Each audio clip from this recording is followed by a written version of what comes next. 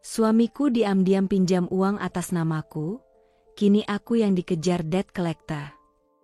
Assalamualaikum warahmatullahi wabarakatuh.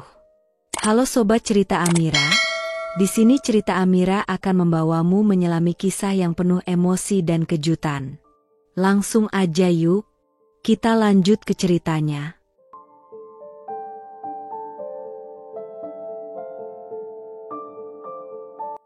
Namaku Ayu, usia 35 tahun, ibu satu anak, tinggal di kota kecil di Jawa Barat.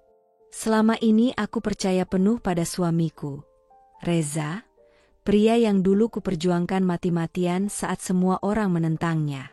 Tapi aku tak pernah menyangka, kepercayaan itu akan menjadi senjata yang menikamku paling dalam. Hari itu, matahari nyaris tenggelam saat aku baru saja meletakkan ponsel di meja makan, bersiap menikmati sore yang tenang setelah seharian bekerja. Tapi ketenangan itu seolah ditampar pergi ketika dering telepon tiba-tiba mengganggu keheningan ruang tamu. Layar ponsel menampilkan nomor tak dikenal lagi. Ini bukan kali pertama. Dalam sepekan terakhir, sudah 4 kali aku menerima panggilan dari nomor berbeda, tapi dengan pertanyaan yang selalu sama, dan makin hari makin membuatku gelisah. Selamat sore, dengan Ibu Alia? Suara laki-laki parubaya terdengar di seberang sana, nadanya sopan tapi tegas, seperti seseorang yang terbiasa berbicara dalam urusan resmi. Ya, saya sendiri, jawabku ragu, menempelkan ponsel ke telinga sambil duduk di ujung sofa, berusaha tetap tenang meski jantungku berdegup sedikit lebih cepat dari biasanya. Saya dari bagian penagihan PT Mega Dana Mandiri. Kami ingin mengingatkan kembali bahwa angsuran atas nama Anda sudah menunggak 2 bulan. Mohon konfirmasi, apakah ada kendala pembayaran? Aku mengernyit. Nafasku tertahan. Maaf? Angsuran? Maksud Bapak? Saya punya pinjaman di mana? Pinjaman multiguna atas nama Alia Ramadhani, pengajuan bulan Maret lalu. Nomor KTP dan nomor HP ini sesuai dengan data kami. Jelasnya lagi, kali ini dengan nada yang mulai menunjukkan kecurigaan, seolah aku sedang mencoba menghindar. Hatiku langsung dilanda gelombang panik. Tenggorokanku tercekat. Saya tidak pernah mengajukan pinjaman, Pak. Saya bahkan tidak pernah mendengar nama perusahaan Bapak sebelumnya, kataku, berusaha menahan getaran dalam suaraku. Beberapa detik hening. Seolah ia sedang mencocokkan ulang data, atau mungkin berpikir aku sedang berbohong. Baik, kalau begitu kami akan kirimkan detailnya lewat email dan waya, Bu. Tapi jika dalam 3 hari tidak ada konfirmasi pembayaran, pihak lapangan akan melakukan kunjungan. Klik. Telepon terputus. Aku masih terpaku di sofa, memegang ponsel erat-erat seperti benda itu bisa memberiku jawaban. Keringat dingin mulai membasahi telapak tanganku. Otakku berputar cepat, menelusuri semua kemungkinan. Apakah ini penipuan? Tapi mereka tahu namaku. Nomor KTP? Dari mana mereka dapat? Lalu aku teringat sesuatu, atau lebih tepatnya, seseorang. Wajah seseorang yang selama ini aku percaya sepenuhnya. Yang setiap hari ada di rumahku. Yang memegang ponselku, kadang membantuku membayar tagihan online. Yang tahu tanggal lahir dan bahkan password akun pribadiku. Pikiranku langsung tertuju padanya. Pembantu rumah tangga yang tinggal bersamaku sejak 2 tahun lalu. Ia yang selalu kuanggap seperti adik sendiri. Tapi benarkah mungkin? Dia? Aku berdiri, menatap layar ponsel yang mulai bergetar lagi, kali ini notifikasi dari WhatsApp. File PDF masuk, bertuliskan, surat perjanjian kredit. Dan di halaman pertama, tertera fotoku, namaku, dan tanda tangan, yang nyaris serupa. Tapi ada satu kejanggalan kecil yang hanya aku yang bisa tahu. Dunia seolah berguncang. Rasanya seperti ditampar oleh kenyataan yang datang tiba-tiba tanpa peringatan.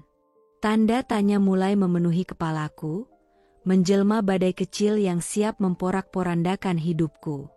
Aku tidak tahu jawaban pasti malam itu. Tapi yang jelas, ini bukan hanya soal angsuran. Ini awal dari rahasia yang selama ini tersembunyi. Dan semuanya baru saja dimulai. Pagi itu terasa seperti pagi-pagi lainnya. Burung-burung masih berkicau di pohon mangga belakang rumah, aroma kopi masih mengepul dari dapur, dan matahari menyelinap lembut melalui sela gorden ruang tamu. Aku masih mengenakan daster tipis dan rambut yang belum sempat diikat saat suara motor berhenti di depan pagar. Suara itu biasa, pengantar paket atau surat. Tapi aku tidak tahu bahwa amplop putih yang masuk melalui celah pintu pagar hari itu akan menjadi awal dari badai yang sebenarnya. Dengan langkah santai aku berjalan keluar, mengambil surat yang tergeletak di lantai teras. Tangan kananku masih menggenggam cangkir kopi saat mataku membaca tulisan yang tertera di amplop. Pemberitahuan resmi PT Mitra Dana Abadi Leasing. Awalnya aku berpikir itu hanya iklan atau tawaran cicilan kendaraan, seperti yang sering kudapat lewat pos. Tapi ketika aku membuka amplop dan membaca isinya, dunia serasa berhenti berputar. Surat itu dingin, formal, tanpa emosi. Dengan ini kami menyampaikan bahwa Anda, atas nama Alia Ramadhani, telah menunggak cicilan kendaraan dan pinjaman usaha senilai total Rp213.500.000 selama 3 bulan berturut-turut.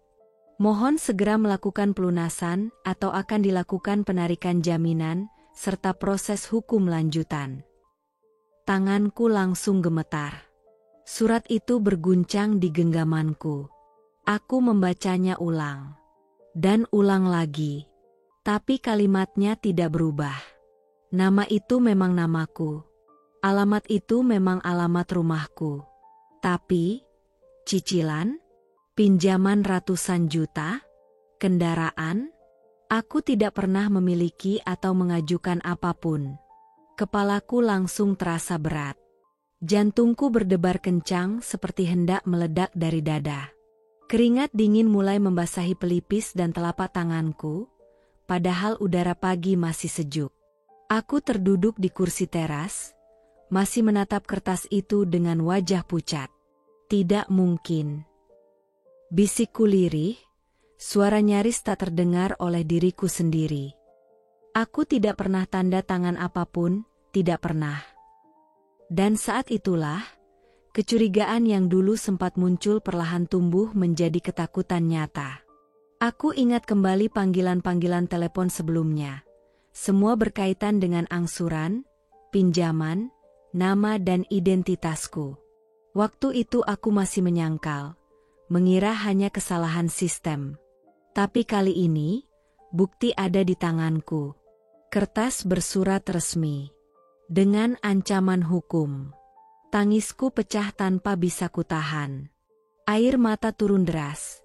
Bukan hanya karena takut akan utang yang bukan milikku, tapi karena aku merasa seperti sedang kehilangan kendali atas hidupku sendiri. Aku merasa diinjak, dihianati oleh seseorang yang mungkin sangat dekat, lebih dekat dari yang bisa kubayangkan. Apakah mungkin seseorang menggunakan identitasku? Aku masuk rumah tergesa, membuka laci meja kerja dan mencari semua dokumen pentingku. KTP, KK, buku tabungan. Semuanya masih ada. Tapi siapapun bisa memfoto. Siapapun yang punya akses. Siapapun yang kupercaya. Dan di detik itu, aku merasakan sesuatu yang lebih menusuk dari sekadar ancaman surat. Rasa dikhianati. Aku duduk di lantai ruang tengah. Surat leasing itu tergeletak di sampingku. Tanganku menutupi wajah, sementara dadaku bergemuruh. Bukan hanya soal ratusan juta, tapi soal kepercayaan yang perlahan berubah menjadi keraguan dan rasa takut. Siapa yang tega melakukan ini padaku? Dan kenapa? Kenapa harus aku? Hari itu aku pulang lebih awal dari kantor. Hati dan pikiranku sudah tidak bisa tenang sejak surat dari Lea Sing itu datang. Rasanya seperti ada batu besar menggantung di dadaku.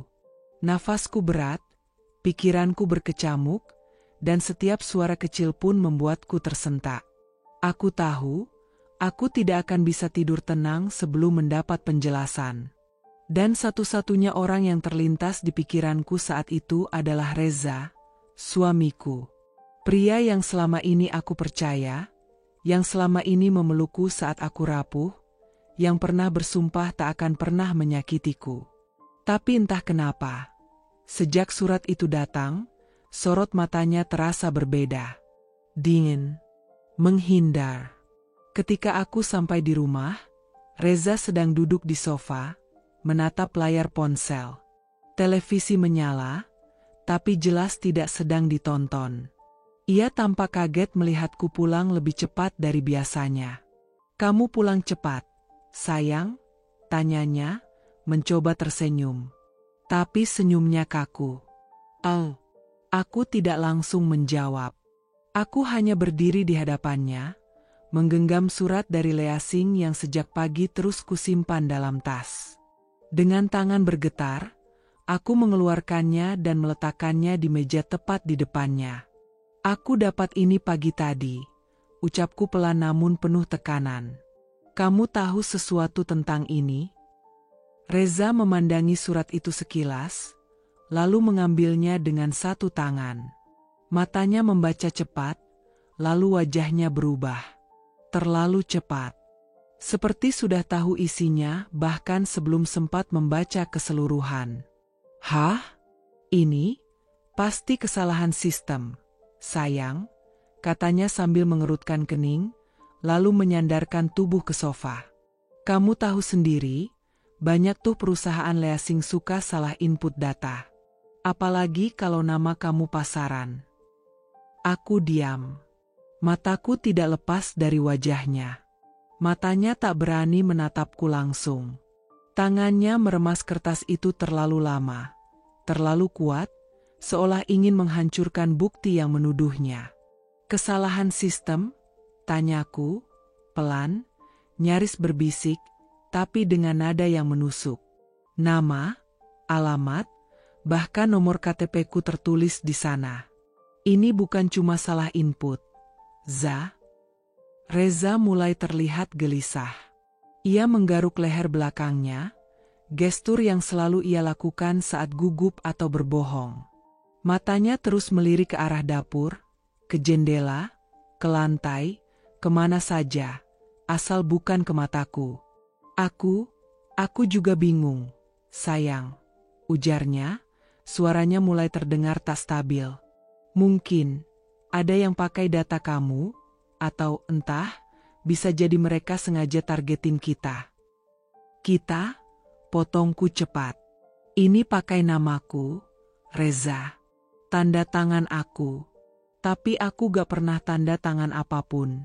Kamu yang tahu semua password aku. Kamu yang sering pegang dokumen penting kita. Jadi sekarang jawab aku jujur, kamu tahu apa?" Reza terdiam. Hening menggantung di antara kami. Detik demi detik berlalu, dan aku bisa mendengar detak jam dinding seperti genderang kemarahan di telingaku. Aku bisa melihat rahangnya mengeras, urat di pelipisnya menegang. Ia sedang menimbang, berbohong lagi atau mengakui, lalu akhirnya, ia berkata pelan, tanpa menatapku, Aku gak tahu pasti. Tapi ya, aku pernah minjem nama kamu buat jaminan. Waktu itu. Cuma sebentar, karena ada urusan sama teman." Aku seperti dihantam palu godam. Tubuhku lemas, tapi marahku menyala. "Kamu pinjam namaku? Buat utang ratusan juta? Tanpa bilang? Tanpa izin?" Aku mau bilang. Tapi aku takut kamu marah. Jawabnya terburu-buru, berdiri dari sofa. "Waktu itu aku butuh dana cepat. Temenku janji balikin dalam sebulan. Tapi ternyata dia kabur, dan aku nggak berani cerita ke kamu. Aku tertawa. Tawa getir. Air mata mulai menggenang di pelupuk mataku. Jadi ini semua karena kamu. Kamu yang jebak aku. Kamu yang bikin aku terjerat utang. Reza? Ia mendekat, mencoba menggenggam tanganku, tapi aku menepisnya. Dadaku sesak. Aku merasa seperti orang bodoh. Percaya, mencintai, bahkan menyerahkan seluruh kepercayaan pada seseorang yang diam-diam menghunus belati di belakangku. Aku janji akan selesain ini semua, katanya pelan, mencoba menenangkan. Tapi aku sudah tak bisa percaya. Kata-kata janji itu terdengar kosong. Keluar, Reza, bisikku akhirnya, dengan suara gemetar. Aku butuh sendiri. Sekarang. Ia menatapku sejenak. Tapi kali ini, tak ada perlawanan. Ia hanya menunduk, mengambil ponselnya, lalu melangkah keluar rumah, meninggalkan aku di tengah ruang tamu, dengan luka yang baru saja terbuka lebar. Dan di sanalah aku berdiri, sendirian, menatap surat itu sekali lagi. Tanganku menggenggam pinggiran meja, tubuhku lemas. Dunia tempatku berdiri terasa goyah. Tapi aku tahu satu hal, ini belum selesai. Dan aku harus bersiap menghadapi lebih dari sekadar utang. Siang itu matahari menggantung tinggi di langit, membakar ubin teras dan membuat udara rumah terasa pengap meski kipas angin berputar tanpa henti. Aku baru saja menyuapi Kirana, putri kecilku yang baru berumur 5 tahun, ketika suara motor berhenti mendadak di depan rumah. Disusul deru langkah tergesa dan hentakan tangan yang mengetuk pintu dengan kasar. Duk, duk, duk. Alia Ramadhani, suara berat seorang pria terdengar dari balik pintu. Kami dari pihak penagihan Megadana. Buka pintunya. Sekarang. Jantungku seperti dihantam palu. Sendok jatuh dari tangan. Kirana langsung memeluk pinggangku, tubuhnya kecil dan gemetar, matanya menatapku dengan ketakutan yang belum pernah kulihat sebelumnya. Ada apa, Bunda? Bisiknya.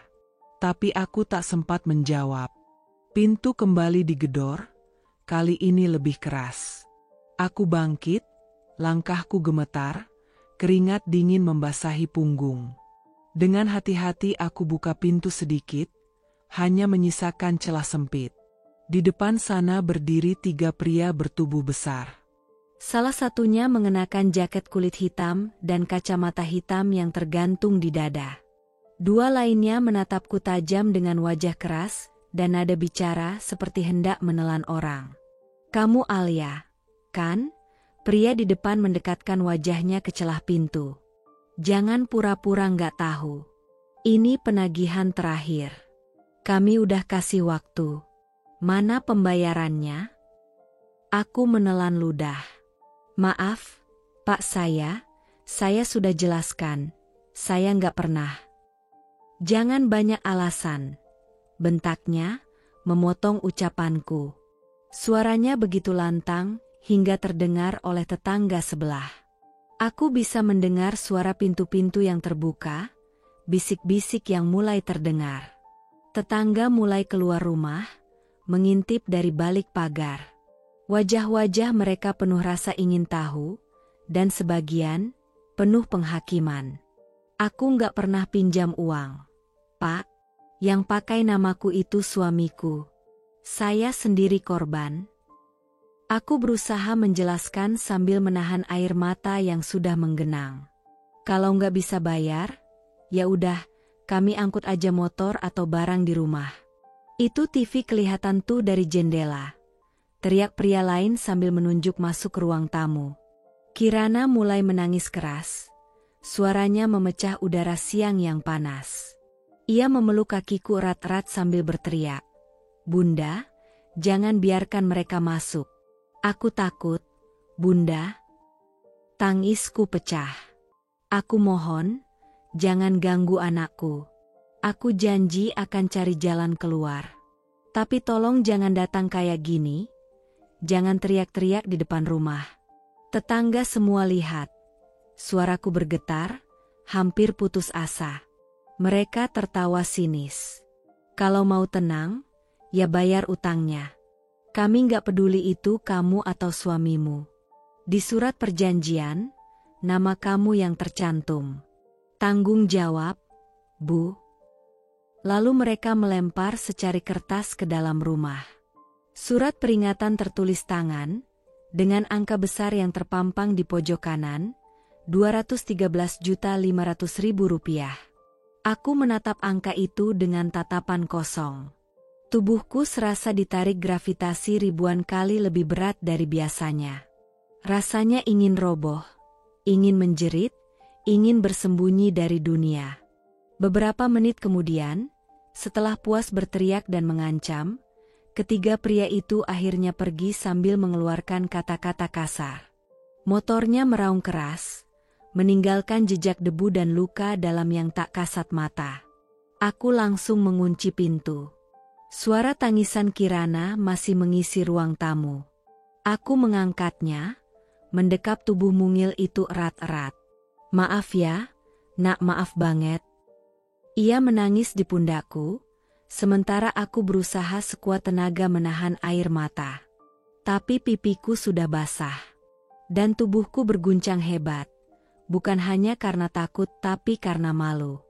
Malu pada anakku yang harus melihat ibunya diintimidasi. Malu pada tetangga yang menatapku seolah aku kriminal. Dan paling sakit, malu karena aku bahkan tak tahu siapa lagi yang bisa aku percaya. Sore itu Reza tidak pulang. Nomornya tak aktif. Pesanku tak dibalas. Aku sendiri. Dan untuk pertama kalinya, aku benar-benar merasa sendirian dalam hidup yang sedang runtuh perlahan. Pagi itu langit mendung, seolah tahu bahwa hari yang kutapaki tak akan membawa kabar baik. Aku baru saja selesai menyiapkan sarapan sederhana untuk Kirana, roti tawar dan segelas susu hangat, ketika suara klakson mobil berhenti di depan pagar. Ada dua pria berseragam rapi turun, membawa map besar berwarna merah marun, dan satu amplop coklat tebal. Aku membuka pintu perlahan, masih dengan senyum sopan yang refleks kuperlihatkan setiap kali tamu datang. Tapi senyum itu segera hilang begitu salah satu pria menyebutkan namaku dan menyerahkan surat kepada tanganku. Ini surat resmi dari kantor notaris. Kami ingin menyampaikan pemberitahuan penyitaan atas rumah ini karena tunggakan pembiayaan jaminan. Dunia mendadak gelap. Tanganku bergetar saat membuka surat itu. Di sana tertulis dengan huruf kapital besar.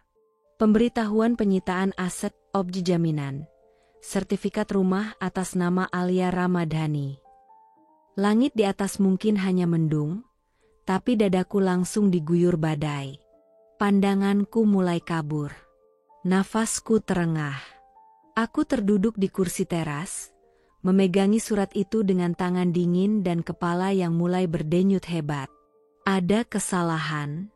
Ini rumah saya. Ini rumah warisan orang tua saya. Bisikku nyaris tak terdengar, lebih untuk meyakinkan diri sendiri daripada menjelaskan pada orang lain. Salah satu pria itu menjelaskan dengan tenang namun tajam, seperti sudah sering menghadapi reaksi seperti ini. Ibu, kami hanya menyampaikan bahwa rumah ini sudah dijaminkan ke lembaga pembiayaan bulan Januari lalu, atas nama ibu sendiri. Tanda tangan dan berkas lengkap. Sayangnya, sejak bulan April tidak ada pelunasan. Kami hanya menjalankan prosedur. Aku tidak pernah menggadaikan rumah ini. Tidak pernah. Suaraku meninggi, panik, marah, dan tidak percaya semuanya terjadi dalam hidupku yang hanya ingin tenang. Aku berlari masuk ke dalam, menarik map biru tempat aku menyimpan dokumen penting. Sertifikat rumah yang dulu kusimpan dengan penuh kehati-hatian, sudah tidak ada di tempatnya. Tanganku gemetar hebat. Keringat dingin membasahi tengkuk. Napasku terputus-putus. Reza. Nama itu langsung muncul di kepalaku seperti ledakan. Hanya dia yang pernah membuka lemari ini. Hanya dia yang tahu di mana aku menyimpan dokumen penting. Dan tiba-tiba semua kepingan puzzle yang selama ini berserakan mulai menyatu membentuk satu gambaran yang utuh dan menyakitkan. Dia bukan hanya menjual namaku. Dia juga menjual kehidupanku. Aku akan menuntut. Ini bukan aku yang tanda tangan. Aku korban.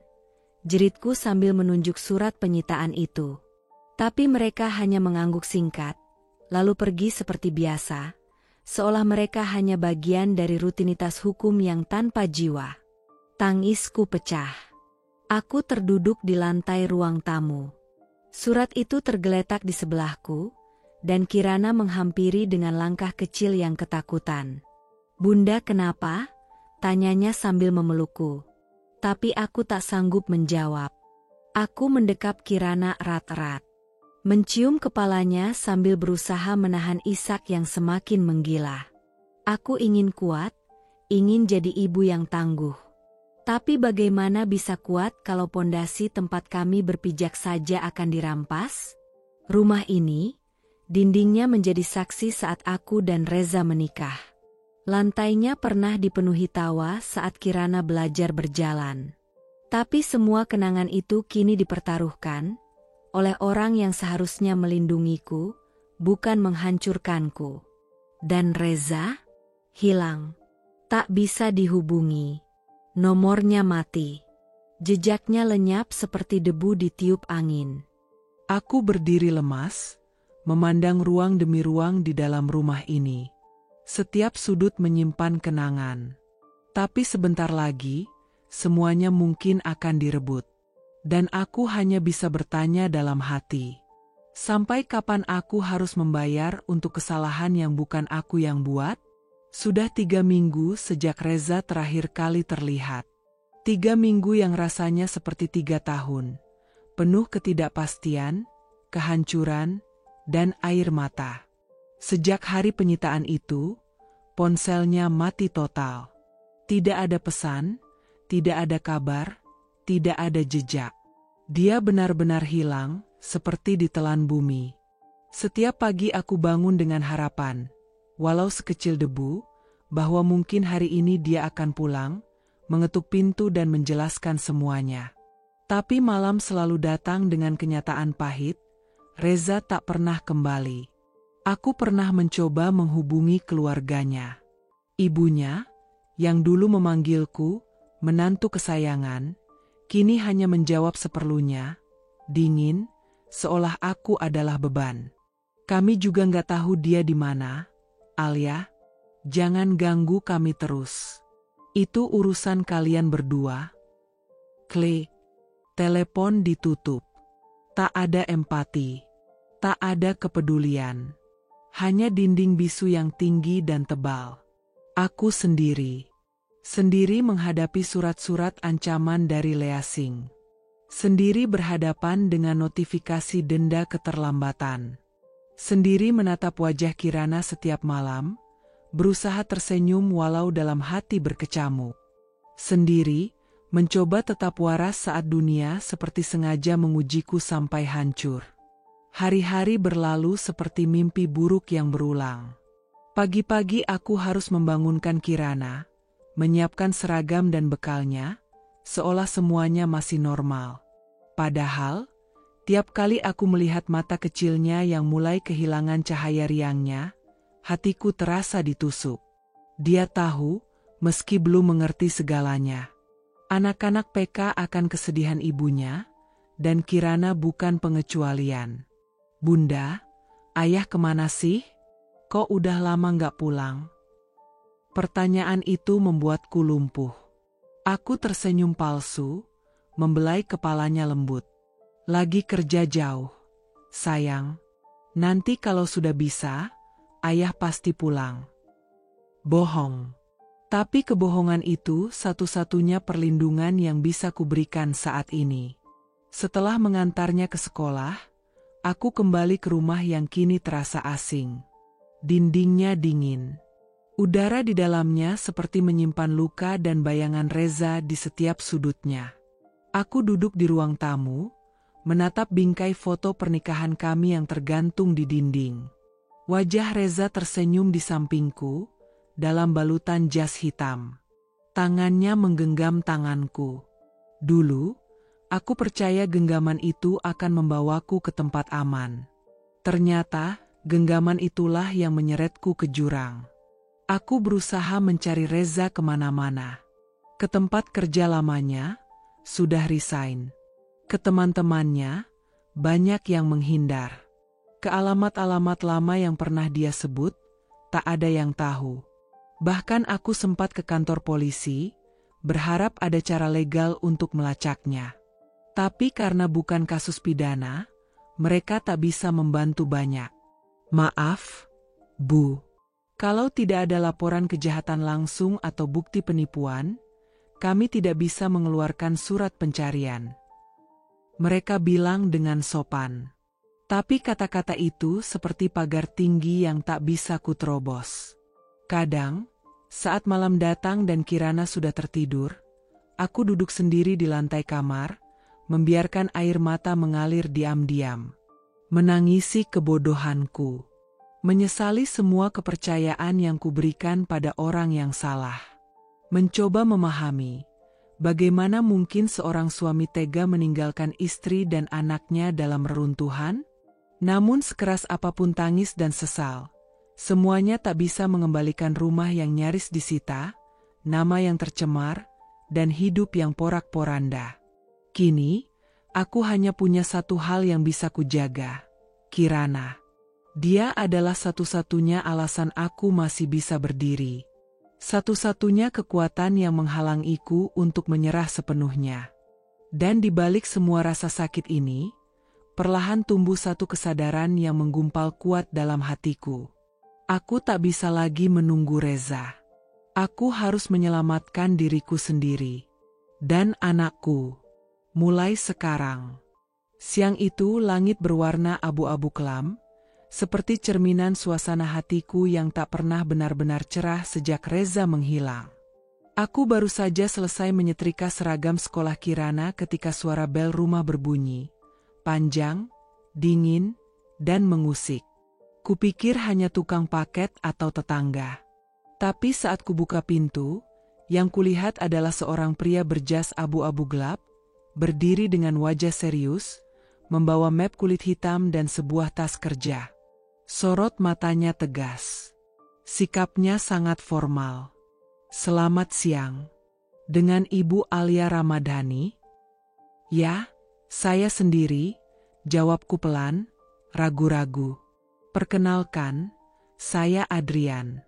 Saya pengacara dari PT Mitra Dana Sentosa, ucapnya sambil menyodorkan kartu nama dan membuka map. Kami datang atas nama klien kami untuk menyampaikan bahwa Ibu secara resmi digugat atas dasar wan prestasi dan dugaan penggelapan dana, terkait pinjaman yang telah cair atas nama Ibu.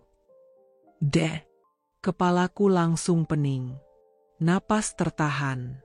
Dunia seperti membeku sejenak. Apa? Saya digugat?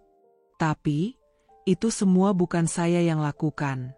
Saya tidak pernah mencairkan pinjaman, apalagi menandatangani apapun. Suaraku naik, hampir putus asa. Adrian tetap tenang. Seolah dia sudah terbiasa menghadapi reaksi seperti ini. Ia membuka dokumen dan mengeluarkan beberapa lembar salinan kontrak. Di sana, dengan tinta hitam pekat, tertera tanda tanganku, atau lebih tepatnya, tanda tangan yang menyerupai milikku. Ini buktinya, Bu. Ada formulir pencairan, surat pernyataan, dan perjanjian kredit. Semua legal. Ada cap notaris, dan sudah diverifikasi. Dana senilai 200 juta sudah cair atas nama Anda 3 bulan lalu. Ucapnya datar, namun suaranya bagai pisau yang menusuk ulu hatiku. Aku nggak pernah tanda tangan. Itu pasti dipalsukan. Saya korban, Pak. Saya bahkan nggak pernah tahu kalau nama saya dipakai. Air mataku mulai mengalir. Gemetar, aku mengambil lembaran salinan kontrak dan memperhatikannya lebih dekat. Mataku menelusuri tanda tangan di pojok bawah halaman. Sekilas memang mirip. Tapi aku tahu, itu bukan tanganku. Ada lengkungan yang terlalu lebar. Ada tekanan tinta yang tidak biasa. Aku hafal setiap lekukan tanda tanganku sendiri, dan ini tidak pas. Lihat ini, Pak, ini palsu. Saya bisa tunjukkan contoh tanda tangan asli saya. Saya punya dokumen KTP, rekening bank, semua bisa saya cocokkan. Ini pemalsuan, seruku lirih, penuh harap. Tapi Adrian hanya menghela napas panjang dan berkata dengan suara profesional, "Saya hanya bertugas menyampaikan. Dan sesuai hukum, selama tidak ada laporan pidana terkait pemalsuan, semua dokumen ini dianggap sah secara administratif. Anda bisa mengajukan keberatan secara resmi, tapi proses hukum tetap berjalan." Gugatan telah dilayangkan ke pengadilan negeri. Aku terdiam. Dunia runtuh perlahan.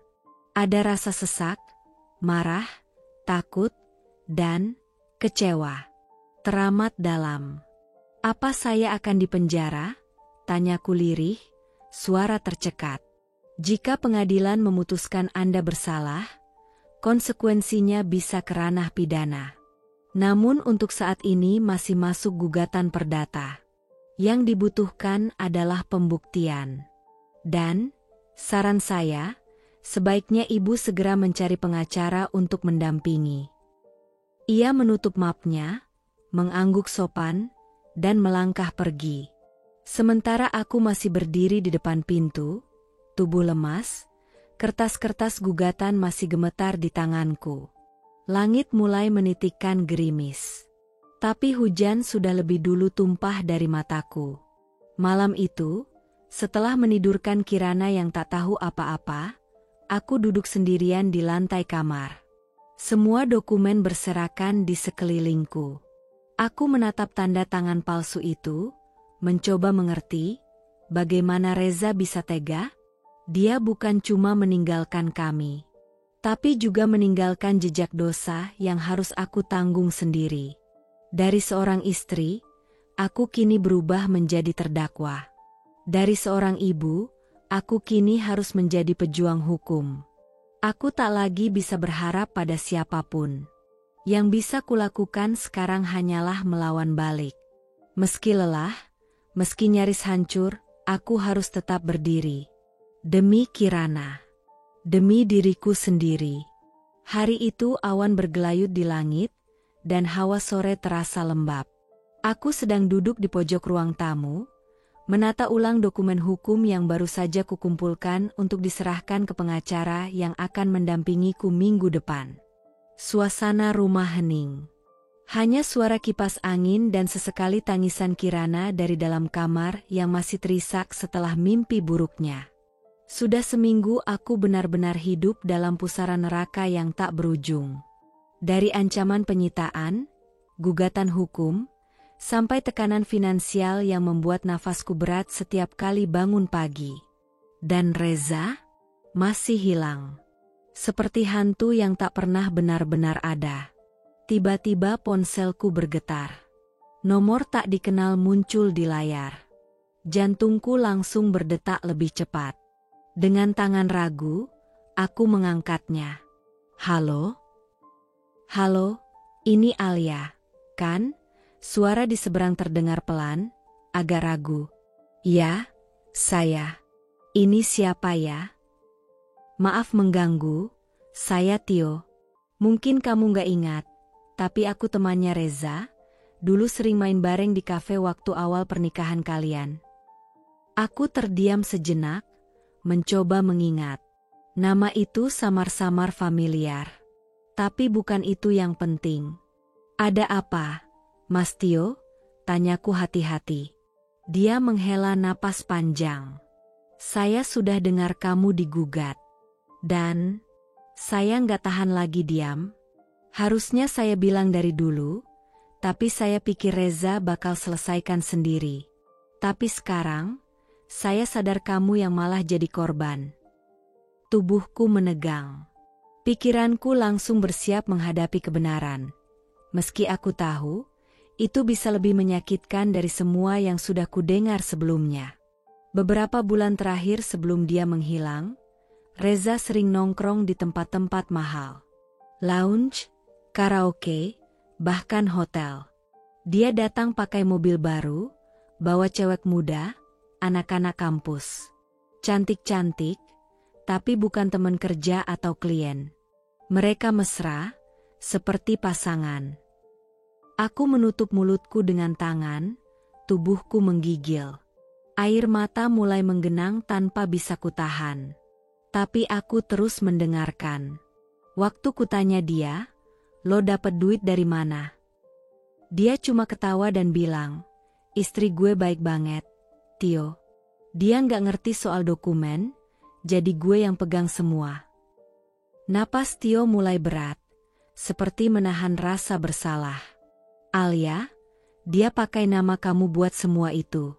Kredit mobil, dana usaha, bahkan kartu kredit tambahan." Waktu aku tegur, dia malah marah.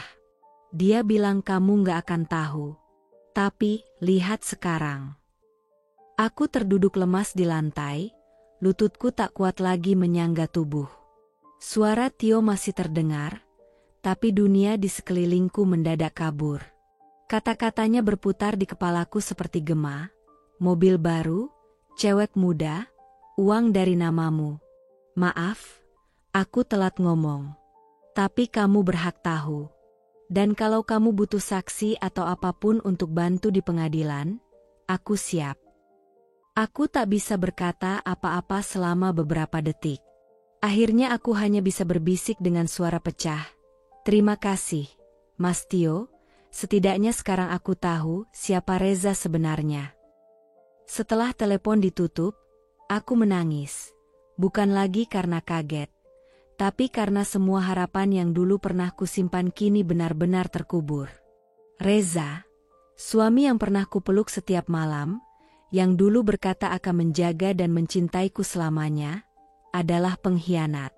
Bukan hanya meninggalkan, tapi menjual namaku demi gaya hidup mewah, demi perempuan lain, demi kesenangan sesaat. Aku merasa seperti wanita paling bodoh di dunia.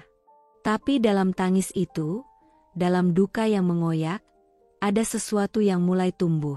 Kemarahan. Kemarahan yang tak lagi ingin diam. Kemarahan yang kini menyala bukan untuk menangis, tapi untuk bertindak. Reza boleh menghilang, tapi jejak dosanya tak akan bisa ia bersihkan.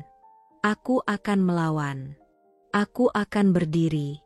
Bukan hanya untuk diriku, tapi untuk Kirana, agar kelak ia tahu, ibunya bukan korban selamanya. Hari itu aku duduk di ruang administrasi sebuah sekolah swasta yang kabarnya membuka lowongan guru tetap.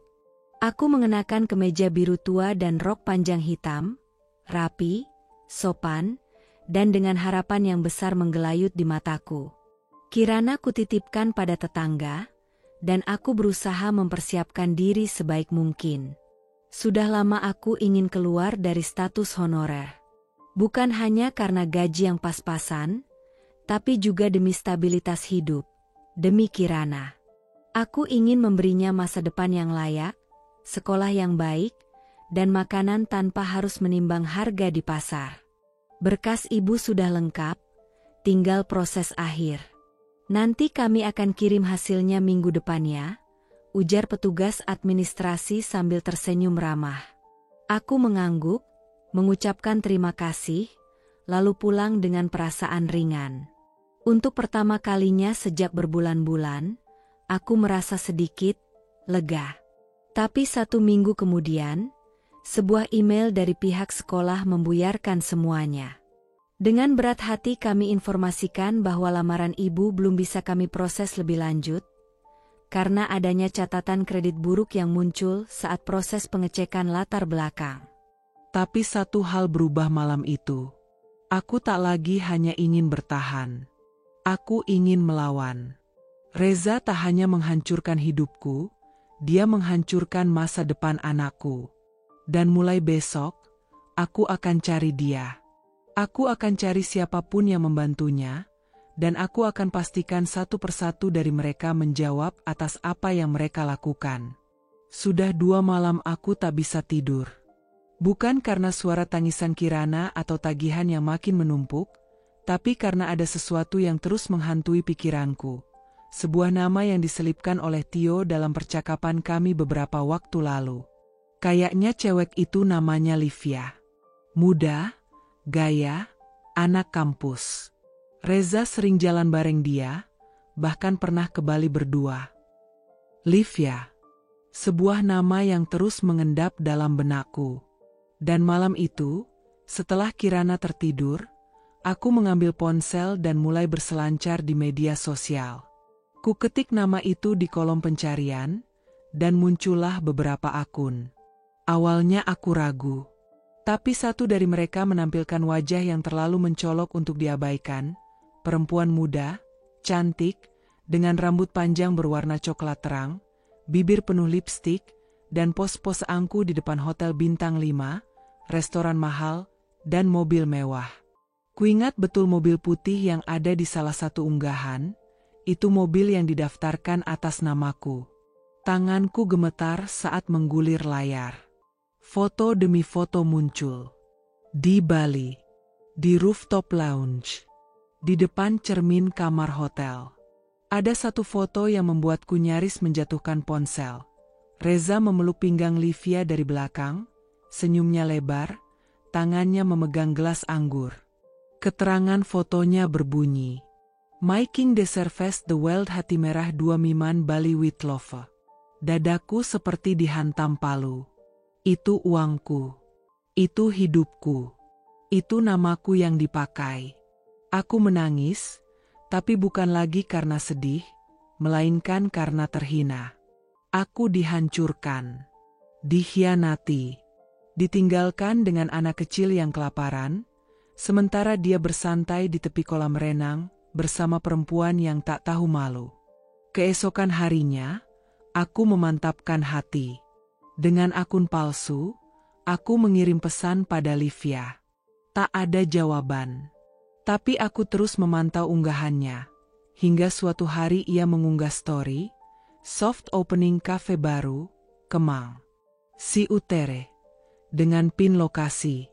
Tanpa pikir panjang, aku berangkat sore itu juga. Kirana kutitipkan pada tetangga. Aku hanya mengenakan jeans tua dan blus sederhana. Tapi aku tak peduli. Aku hanya butuh satu hal, kebenaran. Kafe itu kecil tapi mewah, bergaya industrial modern. Di pojok ruangan, aku melihatnya. Duduk dengan 2 teman perempuannya. Dan di samping kursinya, tergeletak tas mewah, yang ku tahu pasti bernilai belasan juta. Aku mendekat dengan langkah perlahan, dan saat dia menoleh, senyumnya langsung lenyap. Aku berdiri di depannya, menatapnya tajam. Kamu Livia? Dia tampak terkejut, lalu bangkit berdiri. Iya. Kamu siapa? Nama aku Alia, istri sah dari Reza. Mata teman-temannya membelalak. Livia membeku. Tak ada senyum. Tak ada kepura-puraan. Aku mengeluarkan beberapa lembar fotokopi dari tasku, dokumen pinjaman atas namaku, kontrak leasing, tangkapan layar bay checking. Kulempar di meja mereka. Kamu tahu semua itu? Itu semua dari namaku. Dari hidup yang hancur karena kalian bersenang-senang. Livia panik. Saya nggak tahu apa-apa, Mbak. Reza bilang dia duda. Dia bilang itu usahanya sendiri. Duda? Aku tertawa kecil, getir. Dia tinggalin aku dan anak kami yang masih SD, dengan utang ratusan juta, rumah disita, dan sekarang, dia hilang. Tapi dia gak hilang dari sosial media kamu. Aku tahu dia masih bersamamu. Dia mulai gemetar, mencoba menyangkal, tapi aku menatapnya lurus. Aku gak datang buat teriak atau nyakitin kamu. Aku cuma mau kamu tahu, kalau semua yang kamu nikmati, itu berasal dari darah dan air mata orang lain.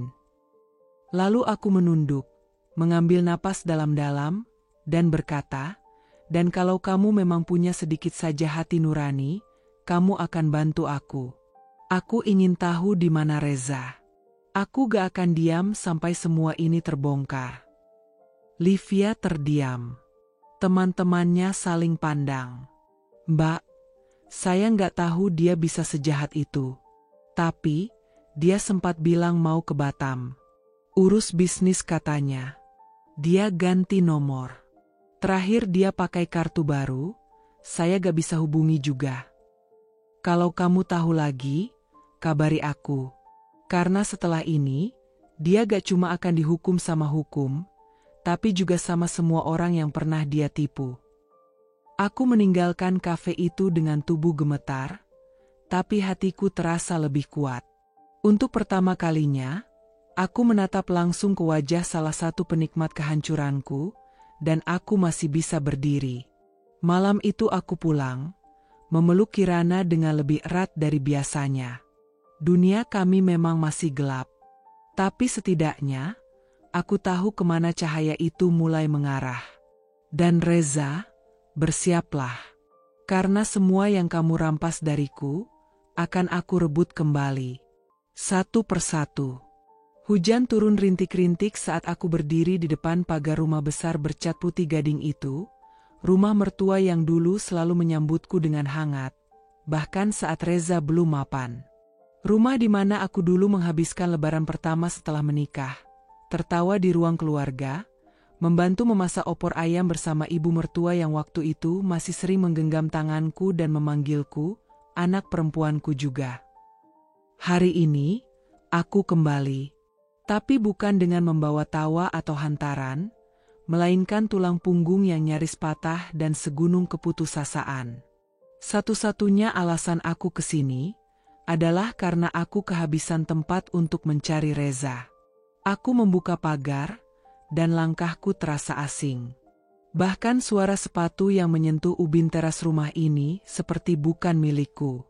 Beberapa kali ku ketuk pintu, hingga akhirnya terbuka. Di baliknya berdiri seorang wanita parubaya dengan mata yang dulu hangat, tapi kini terlihat kaku, bahkan enggan menatap. Ibu, kataku pelan, mencoba tersenyum meski wajahku kuyup. Saya cuma mau tanya, Reza ada di sini? Ia diam sejenak, lalu menjawab tanpa ekspresi, ngapain kamu kesini, Alia? Pertanyaan itu bukan hanya tak terduga, tapi menyakitkan. Saya cuma mau tahu dia di mana, Bu. Tolong, saya gak datang buat ribut atau nuntut. Saya cuma mau dia bertanggung jawab. Nama saya hancur, anak saya gak bisa sekolah. Semuanya kacau, Bu. Saya gak tahu harus minta tolong ke siapa lagi. Aku bicara sambil tercekat. Tapi ibu mertua hanya menghela napas, lalu berkata datar, Reza gak di sini. Dan kalaupun dia kesini, kamu tetap gak akan bisa ketemu dia. Kenapa, Bu? Tanyaku pelan, hampir berbisik. Wajahnya mengeras. Kamu pikir kami gak tahu kamu sudah sebar-sebar cerita soal dia? Tapi Adrian hanya menghela napas panjang, dan berkata dengan suara profesional, saya hanya bertugas menyampaikan. Dan sesuai hukum, selama tidak ada laporan pidana terkait pemalsuan, semua dokumen ini dianggap sah secara administratif. Anda bisa mengajukan keberatan secara resmi, tapi proses hukum tetap berjalan.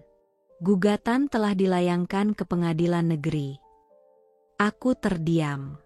Dunia runtuh perlahan. Ada rasa sesak, marah, takut, dan kecewa. Teramat dalam. Apa saya akan dipenjara? Tanyaku lirih, suara tercekat. Jika pengadilan memutuskan Anda bersalah, konsekuensinya bisa ke ranah pidana. Namun untuk saat ini masih masuk gugatan perdata. Yang dibutuhkan adalah pembuktian. Dan, saran saya, sebaiknya ibu segera mencari pengacara untuk mendampingi. Ia menutup mapnya, mengangguk sopan, dan melangkah pergi. Sementara aku masih berdiri di depan pintu, tubuh lemas, kertas-kertas gugatan masih gemetar di tanganku. Langit mulai menitikkan gerimis. Tapi hujan sudah lebih dulu tumpah dari mataku. Malam itu, setelah menidurkan Kirana yang tak tahu apa-apa, aku duduk sendirian di lantai kamar. Semua dokumen berserakan di sekelilingku. Aku menatap tanda tangan palsu itu, mencoba mengerti bagaimana Reza bisa tega. Dia bukan cuma meninggalkan kami, tapi juga meninggalkan jejak dosa yang harus aku tanggung sendiri. Dari seorang istri, aku kini berubah menjadi terdakwa. Dari seorang ibu, aku kini harus menjadi pejuang hukum. Aku tak lagi bisa berharap pada siapapun. Yang bisa kulakukan sekarang hanyalah melawan balik. Meski lelah, meski nyaris hancur, aku harus tetap berdiri. Demi Kirana. Demi diriku sendiri. Hari itu awan bergelayut di langit, dan hawa sore terasa lembab. Aku sedang duduk di pojok ruang tamu, menata ulang dokumen hukum yang baru saja kukumpulkan untuk diserahkan ke pengacara yang akan mendampingiku minggu depan. Suasana rumah hening. Hanya suara kipas angin dan sesekali tangisan Kirana dari dalam kamar yang masih terisak setelah mimpi buruknya. Sudah seminggu aku benar-benar hidup dalam pusaran neraka yang tak berujung. Dari ancaman penyitaan, gugatan hukum, sampai tekanan finansial yang membuat nafasku berat setiap kali bangun pagi. Dan Reza masih hilang. Seperti hantu yang tak pernah benar-benar ada. Tiba-tiba ponselku bergetar. Nomor tak dikenal muncul di layar. Jantungku langsung berdetak lebih cepat. Dengan tangan ragu, aku mengangkatnya. Halo? Halo, ini Alia, kan? Suara di seberang terdengar pelan, agak ragu. Ya, saya. Ini siapa ya? Maaf mengganggu, saya Tio. Mungkin kamu gak ingat, tapi aku temannya Reza. Dulu sering main bareng di kafe waktu awal pernikahan kalian. Aku terdiam sejenak, mencoba mengingat. Nama itu samar-samar familiar. Tapi bukan itu yang penting. Ada apa, Mas Tio? Tanyaku hati-hati. Dia menghela napas panjang. Saya sudah dengar kamu digugat. Dan saya nggak tahan lagi diam. Harusnya saya bilang dari dulu, tapi saya pikir Reza bakal selesaikan sendiri. Tapi sekarang, saya sadar kamu yang malah jadi korban. Tubuhku menegang. Pikiranku langsung bersiap menghadapi kebenaran. Meski aku tahu, itu bisa lebih menyakitkan dari semua yang sudah kudengar sebelumnya. Beberapa bulan terakhir sebelum dia menghilang, Reza sering nongkrong di tempat-tempat mahal. Lounge, karaoke, bahkan hotel. Dia datang pakai mobil baru, bawa cewek muda, anak-anak kampus. Cantik-cantik, tapi bukan teman kerja atau klien. Mereka mesra, seperti pasangan. Aku menutup mulutku dengan tangan, tubuhku menggigil. Air mata mulai menggenang tanpa bisa kutahan. Tapi aku terus mendengarkan. Waktu kutanya dia, "Lo dapet duit dari mana?" Dia cuma ketawa dan bilang, "Istri gue baik banget, Tio." Dia nggak ngerti soal dokumen, jadi gue yang pegang semua. Napas Tio mulai berat, seperti menahan rasa bersalah. Alia, dia pakai nama kamu buat semua itu. Kredit mobil, dana usaha, bahkan kartu kredit tambahan. Waktu aku tegur, dia malah marah. Dia bilang kamu nggak akan tahu. Tapi, lihat sekarang. Aku terduduk lemas di lantai, lututku tak kuat lagi menyangga tubuh. Suara Tio masih terdengar, tapi dunia di sekelilingku mendadak kabur. Kata-katanya berputar di kepalaku seperti gema, mobil baru, cewek muda, uang dari namamu. Maaf, aku telat ngomong. Tapi kamu berhak tahu. Dan kalau kamu butuh saksi atau apapun untuk bantu di pengadilan, aku siap. Aku tak bisa berkata apa-apa selama beberapa detik. Akhirnya aku hanya bisa berbisik dengan suara pecah. Terima kasih, Mas Tio. Setidaknya sekarang aku tahu siapa Reza sebenarnya. Setelah telepon ditutup, aku menangis. Bukan lagi karena kaget, tapi karena semua harapan yang dulu pernah kusimpan kini benar-benar terkubur. Reza, suami yang pernah kupeluk setiap malam, yang dulu berkata akan menjaga dan mencintaiku selamanya, adalah pengkhianat. Bukan hanya meninggalkan, tapi menjual namaku demi gaya hidup mewah, demi perempuan lain, demi kesenangan sesaat. Aku merasa seperti wanita paling bodoh di dunia. Tapi dalam tangis itu, dalam duka yang mengoyak, ada sesuatu yang mulai tumbuh. Kemarahan. Kemarahan yang tak lagi ingin diam. Kemarahan yang kini menyala bukan untuk menangis, tapi untuk bertindak. Reza boleh menghilang, tapi jejak dosanya tak akan bisa ia bersihkan. Aku akan melawan. Aku akan berdiri. Bukan hanya untuk diriku, tapi untuk Kirana, agar kelak ia tahu, ibunya bukan korban selamanya. Hari itu aku duduk di ruang administrasi sebuah sekolah swasta yang kabarnya membuka lowongan guru tetap. Aku mengenakan kemeja biru tua dan rok panjang hitam, rapi, sopan, dan dengan harapan yang besar menggelayut di mataku. Kirana kutitipkan pada tetangga, dan aku berusaha mempersiapkan diri sebaik mungkin. Sudah lama aku ingin keluar dari status honorer. Bukan hanya karena gaji yang pas-pasan, tapi juga demi stabilitas hidup, demi Kirana. Aku ingin memberinya masa depan yang layak, sekolah yang baik, dan makanan tanpa harus menimbang harga di pasar. Berkas ibu sudah lengkap, tinggal proses akhir.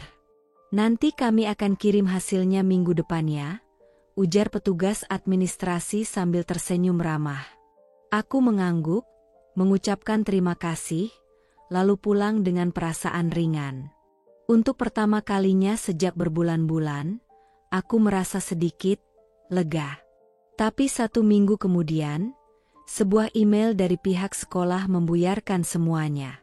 Dengan berat hati kami informasikan bahwa lamaran ibu belum bisa kami proses lebih lanjut, karena adanya catatan kredit buruk yang muncul saat proses pengecekan latar belakang. Kamu bikin malu keluarga ini. Semua orang jadi bisik-bisik. Wartawan bahkan sempat datang ke rumah ini.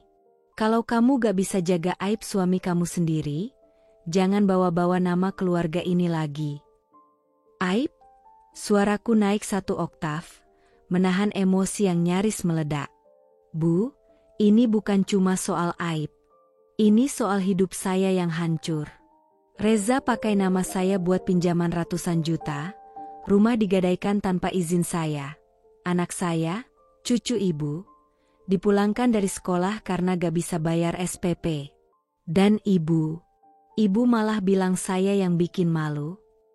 Wajah ibu mertua mulai berubah. Tapi bukan menjadi lembut, melainkan semakin dingin. Kalau kamu gak puas, silakan bawa ke polisi. Jangan datang-datang lagi ke sini. Reza itu anak saya. Tapi kamu bukan siapa-siapa lagi sekarang. Kalimat itu seperti palu yang menghancurkan sisa-sisa harga diriku. Aku bukan siapa-siapa lagi. Padahal aku pernah menyuapi beliau saat sakit. Pernah membantu merawat ayah mertua ketika dirawat di rumah. Pernah berdiri di dapur ini bertahun-tahun saat lebaran, memasak untuk semua anggota keluarga besar. Tapi hari ini, aku hanyalah mantan istri dari seorang penipu. Aku bawa Kirana waktu itu karena aku percaya kalian keluarga. Tapi ternyata, bukan cuma Reza yang ninggalin aku. Kalian semua juga. Mataku berkaca-kaca, tapi aku menahan diri. Aku tak akan memberi mereka kehormatan untuk melihatku jatuh lagi. Ibu mertua memalingkan wajah. Silakan pergi. Sebelum tetangga lihat kamu di sini dan makin banyak cerita gak enak. Dengan tubuh gemetar, aku berbalik. Langkahku berat, tapi pasti. Saat pagarku tutup, butiran hujan mulai turun lebih deras. Tapi tak ada yang lebih deras dari tangis yang kutahan di dada. Di perjalanan pulang, motor tuaku mengerang karena melewati genangan. Jaketku basah. Hatiku lebih basah. Kupeluk Kirana begitu tiba di rumah. Tak berkata apa-apa. Hanya memeluk. Dan di tengah pelukan itu, aku berbisik pelan di telinganya, sambil menahan air mata yang tak bisa lagi kubendung. Kita gak punya siapa-siapa, Nak. Tapi kita masih punya satu sama lain. Dan itu cukup. Karena mulai sekarang, Bunda akan berdiri bukan karena ditopang siapa-siapa. Tapi karena Bunda harus berdiri. Dan Reza? Reza sudah tak lagi kusebut dalam doa untuk kembali. Tapi kusebut dalam doaku untuk diadili. Sudah 3 hari kepalaku terasa berat seperti diikat besi. Pandanganku kabur, tubuhku menggigil, dan rasa mual datang bergantian dengan lemas yang menjalar dari ujung kaki hingga ubun-ubun. Tapi aku tetap memaksa berdiri, memasak untuk Kirana, mencuci, menyapu, menulis ulang berkas hukum, mencari jalan keluar dari lubang gelap yang seolah menelanku bulat-bulat. Aku pikir aku bisa bertahan, bahwa rasa sakit di tubuh ini hanya efek stres. Tapi sore itu, saat aku berdiri dari tempat duduk usai mencuci baju dengan tangan, dunia mendadak bergoyang. Semua menjadi putih. Suara Kirana terdengar jauh, seperti gema yang tenggelam dalam kabut. Lalu, gelap. Aku tersadar dalam pelukan kecil dan hangat. Tubuhku terbaring di kasur tipis yang entah kapan terakhir diganti.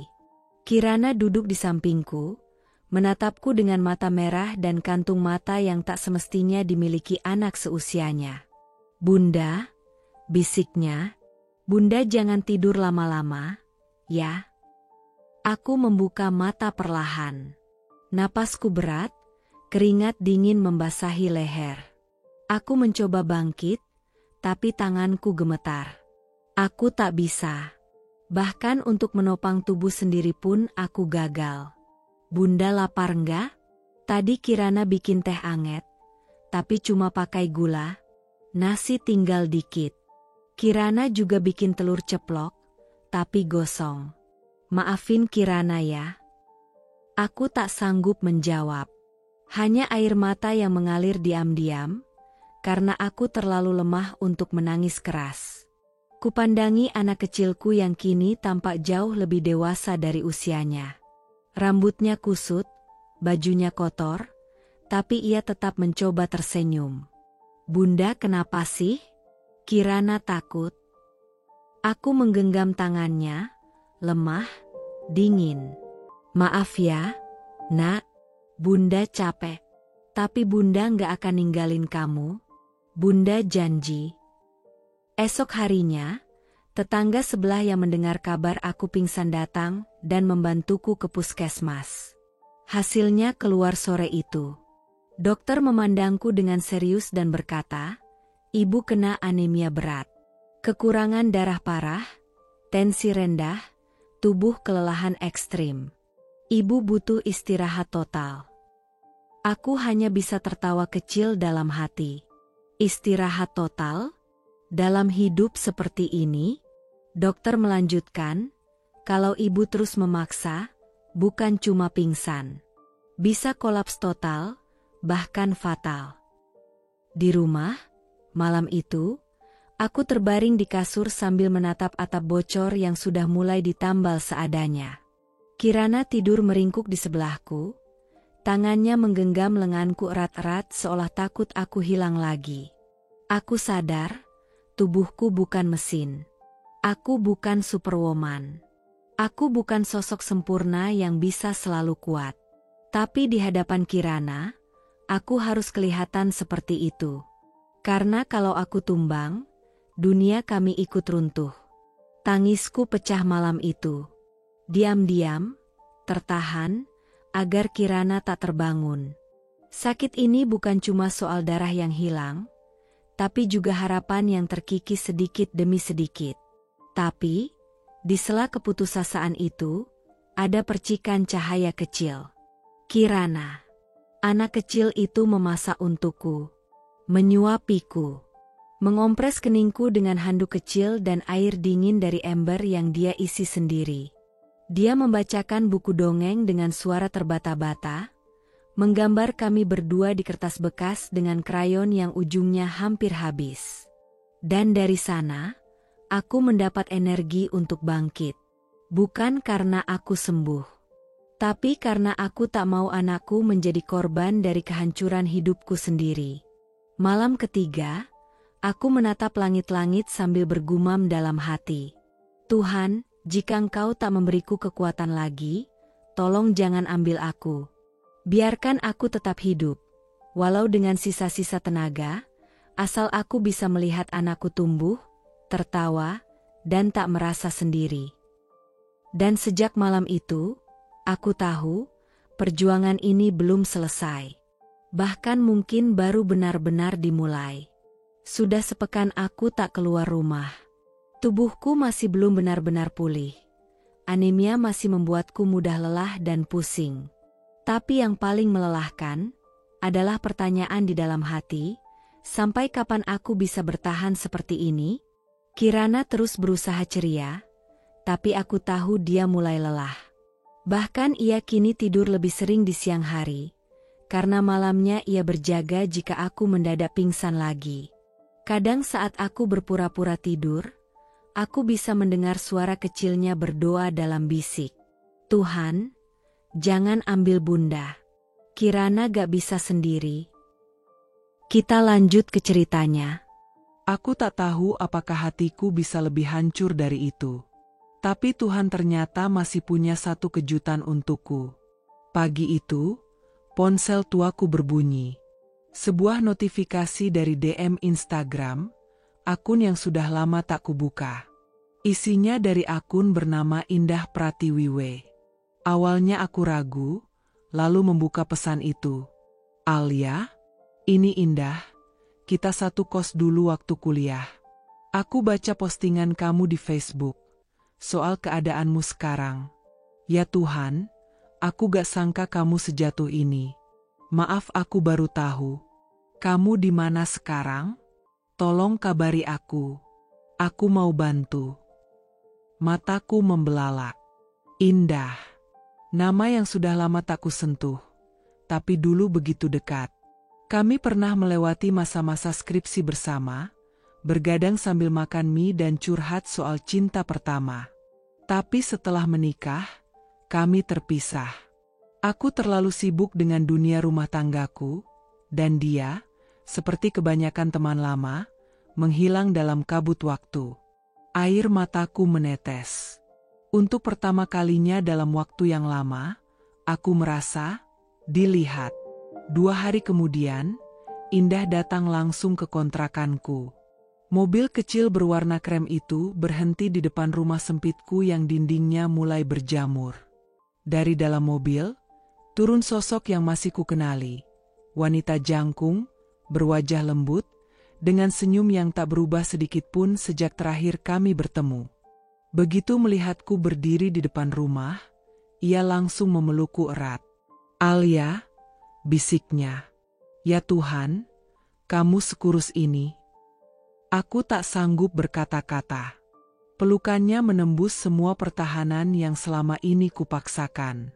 Di dalam pelukannya, aku menangis. Bukan karena sedih, tapi karena lega. Ada seseorang yang tidak menilaiku dari catatan by checking atau reputasi di kampung. Seseorang yang datang hanya karena peduli. Indah membawaku dan Kirana tinggal sementara di rumahnya. Sebuah rumah mungil namun nyaman di pinggiran kota, dengan halaman kecil dan suara burung yang membuat pagi terasa hidup. Di sana, aku untuk pertama kalinya bisa tidur nyenyak tanpa takut debt collector mengetuk pintu. Indah menyediakan kamar kecil khusus untuk kami. Ia memasakkan makanan bergizi, membelikan vitamin, bahkan membantu mencarikan dokter untuk kontrol anemia. Tapi yang paling menyentuh adalah caranya memperlakukan Kirana seperti anak sendiri. Ia menyisir rambutnya, membacakan cerita sebelum tidur, bahkan membelikan buku-buku baru agar Kirana tetap belajar meski belum bisa kembali ke sekolah. Tak lama, Indah memberiku ide yang mengubah segalanya. Kamu kan dulu suka nulis, ya? Dan tulisan kamu bagus. Kenapa gak coba nulis lagi? Sekarang banyak kok media online yang butuh penulis lepas. Aku mengernyit. Tapi aku udah lama gak nulis. Aku gak yakin masih bisa. Kamu gak harus jadi sempurna. Kamu cuma harus mulai. 1 artikel. 1 cerita. Nanti kamu bakal lihat, kamu masih bisa. Dengan bantuannya, aku mulai membuat akun di platform penulis lepas, belajar dasar-dasar SEO, dan mulai menulis artikel ringan tentang parenting, tentang kisah perjuangan ibu, bahkan tentang trauma dan penyembuhan. 2 minggu kemudian, artikel pertamaku diterbitkan. Bayarannya tak seberapa, tapi saat ku terima notifikasi pembayaran, tanganku gemetar. Itu uang pertama yang kudapatkan dari kemampuanku sendiri setelah semua hancur. Aku juga mulai berjualan online. Indah membantuku membuat akun marketplace dan menyuplai beberapa produk skincare dan camilan buatan rumah. Di sela-sela waktu menulis, aku membalas chat pembeli, mengemas paket, dan belajar mengambil foto produk yang menarik. Hari demi hari berlalu. Tak ada yang langsung berubah drastis. Tapi ada yang tumbuh perlahan, harapan. Aku tak lagi merasa seperti korban. Kini aku mulai merasa seperti perempuan yang berjuang. Dan setiap malam, sebelum tidur, aku menatap Kirana yang tidur dengan tenang, dan aku berbisik dalam hati. Terima kasih, Tuhan. Kau ambil banyak dariku, tapi kau juga kirimkan 1 orang yang cukup untuk membuatku berdiri lagi. Indah bukan sekadar teman lama. Dia adalah tangan yang menarikku dari jurang. Dan kini, aku siap menapak ke babak berikutnya. Reza masih bebas. Tapi aku sudah tidak selemah dulu. Kali ini, aku tak akan cuma bertahan. Aku akan menyerang. Hari itu hujan baru saja reda. Jalanan basah, udara lembab menusuk kulit, dan aroma tanah memenuhi udara. Aku baru saja selesai menulis 2 artikel untuk klien, dan sedang membantu Kirana merapikan bukunya. Di rumah Indah, suasana lebih hangat, baik secara harfiah maupun emosional. Ada tawa, ada keheningan yang damai. Sesuatu yang sudah lama tak kurasakan. Tiba-tiba, suara bel depan berbunyi. Sekali, lalu 2 kali. Bunda, ada tamu? Tanya Kirana polos. Aku mengangguk dan berdiri, berjalan ke pintu. Ketika pintu kubuka, jantungku seolah berhenti berdetak sejenak. Reza, berdiri di sana, tubuhnya lebih kurus dari terakhir aku melihatnya. Wajahnya tirus, penuh jenggot tipis yang tak terurus. Matanya sayu, seperti seseorang yang sudah berbulan-bulan tak benar-benar tidur. Jaket kulit hitam yang dulu ia banggakan kini kusam dan robek di bagian siku. Sepatunya kotor. Napasnya berat. Aku membeku. Reza menunduk, lalu menangis. Alia, maafin aku. Tangisnya bukan tangis keras, tapi tangis pelan dan parau, seperti seseorang yang sudah kehabisan kata-kata dan harga diri. Wanita itu ninggalin aku setelah uang habis. Teman-teman juga ikut pergi. Aku gak punya siapa-siapa lagi. Aku tak berkata apa-apa, hanya berdiri menatapnya, dalam diam yang penuh gemuruh di dada. Seluruh tubuhku terasa dingin, Bukan karena cuaca, tapi karena sesuatu di dalam hatiku yang dulu hangat untuk Reza, kini sudah membatu. Aku salah. Aku tahu aku salah besar. Tapi aku bingung waktu itu, Alia. Aku panik. Aku terjebak utang. Terus Livia datang. Dia bilang bisa bantu, bisa invest, bisa ini itu. Aku bodoh. Aku masih diam. Hanya mendengar. Alia, aku tahu aku gak pantas. Tapi tolong, aku cuma mau satu hal, kembali. Aku mau mulai lagi. Sama kamu. Sama Kirana. Aku mau berubah. Dan di sanalah, semua pertahanan hatiku diuji. Kalau ini terjadi beberapa bulan lalu, saat aku masih di titik terendah, mungkin aku akan runtuh dan memaafkannya, hanya demi bisa merasa tidak sendiri. Tapi hari ini, aku adalah Alia yang berbeda. Apa kamu pikir, dengan datang ke sini, menangis, lalu bilang, aku mau kembali, semua bisa selesai? Tanyaku pelan, tenang, tapi tajam seperti bilah silet. Aku gak berharap semuanya mudah, tapi aku benar-benar nyesel. Alia? Aku tertawa. Kering. Pahit. Reza, kamu gak ada waktu lihat aku pingsan karena anemia, bukan? Kamu gak tahu Kirana harus bantu masak. Harus menyuapi aku waktu aku gak bisa bangun dari kasur. Kamu gak tahu dia dikeluarkan dari sekolah. Gak tahu aku diusir dari rumah ibumu. Gak tahu aku tidur berhari-hari dengan perut kosong. Nulis artikel sambil menggigil karena demam. Reza terisak. Tapi aku tak membiarkan air matanya menyentuh hatiku. Kamu tahu apa yang lebih menyakitkan dari dikhianati? Diabaikan. Dilupakan. Ditertawakan dari jauh saat kami menderita. Dan kamu memilih pergi. Sekarang kamu datang hanya karena hidupmu habis. Dia mencoba meraih tanganku. Tapi aku sadar sekarang. Aku mundur satu langkah. Sadar setelah semuanya hancur? Setelah kamu tak punya tempat lain? Jangan bilang kamu sadar. Kamu kehabisan tempat bersembunyi. Itu beda. Aku menarik napas dalam. Aku bukan lagi perempuan yang kamu tinggal dulu. Aku bangkit. Bukan karena kamu, tapi meski tanpa kamu. Dan kamu tahu, itu pencapaian terbaik dalam hidupku.